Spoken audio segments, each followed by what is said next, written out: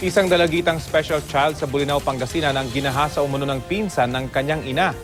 Sa Agusan del Sur naman, natagpo ang patay ang dalawang batang magkapatid na ginahasa rin umano.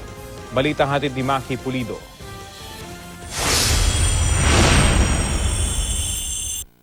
Sa Putikan na natagpuan ng mga otoridad ang mga labi ng magkapatid na sina Inday, 6 na taong gulang, at Bebe, edad 9. Sumbong ng mga magulang nila sa pulisya, mangunguha lang daw ng kahoy at prutas ang magkapatid sa kanilang bukid sa Barangay San Teodoro sa Bunawan, Agusan del Sur.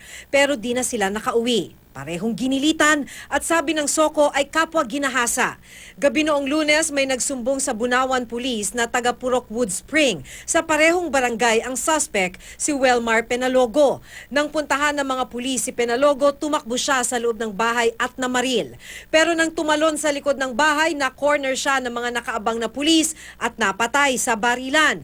Nakuhanan siya ng .38 caliber na baril, itak, pati hinihinalang pakete ng shabu at drug paraphernalia.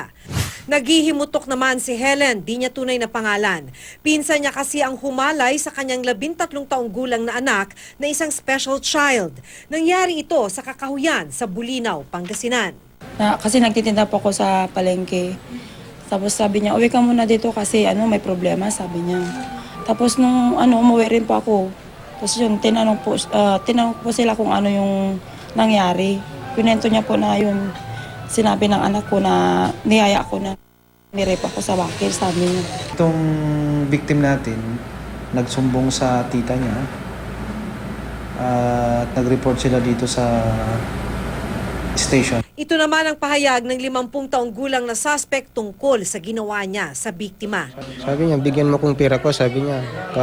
Anuin mo ako, sabi niya. Pumayag ka naman. Sino naman na hindi pumapayag? Wala.